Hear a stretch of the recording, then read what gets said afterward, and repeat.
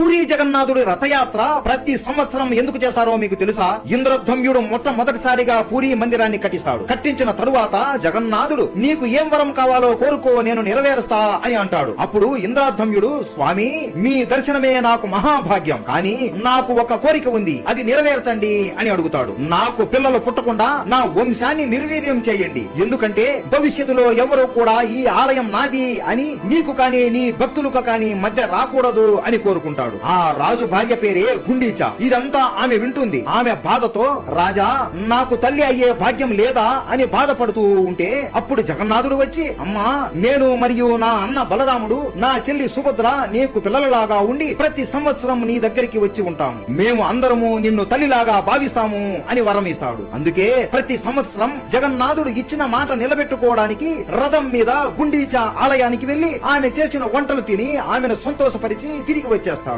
అంతటి కరుణామయుడు మన జగన్నాథుడు. మనం కూడా భక్తితో ఏ కోరిక కోరినా తప్పక తీరుస్తాడు. జగన్నాథుడు అంటే మీకు ఇష్టం ఉంటే జై జగన్నాథ అని కామెంట్ చేసి సబ్స్క్రైబ్ చేసుకోండి.